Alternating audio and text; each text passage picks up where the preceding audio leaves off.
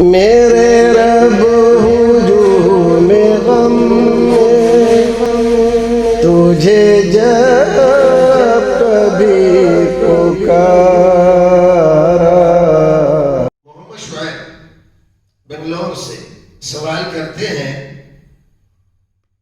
جمعرات کے دن مغرب کی نماز میں سورہ کافرون اور سورہ اخلاص پڑھنا کیسا ہے؟ صحیح ہے، درست ہے، اللہ کے رسول کی سنت ہے۔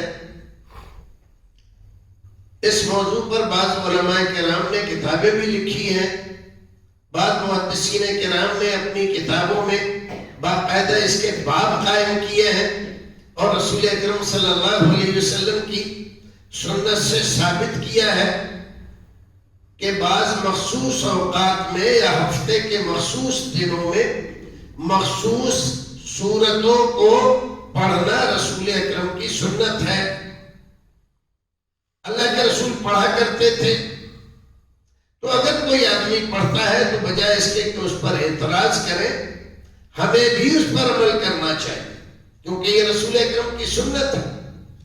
بعض فقہا نے اس طرح سے لکھ دیا کہ یہ جائز نہیں ہے، ہم قرآن شریف کی بعض سورتوں کو بعض پر فضیلت نہیں دے سکتے۔ تو آپ کو کون کہہ رہا ہے کہ فضیلت دیجئے؟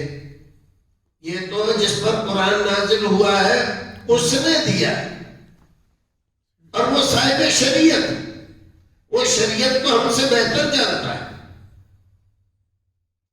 اور وہ اپنی مرضی سے کچھ کرتا نہیں۔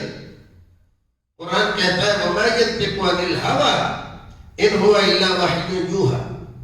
میرا نبی جب بولتا ہے تو وحی کی روشنی میں بولتا ہے، اپنی خواہش نفس سے کچھ نہیں کہتا۔ تو رسول اکرم نے جو کیا اور جو کرنے کو کہا وہ سب اللہ رب العزت کی مرضی، منشا اور اس کے حکم سے کیا۔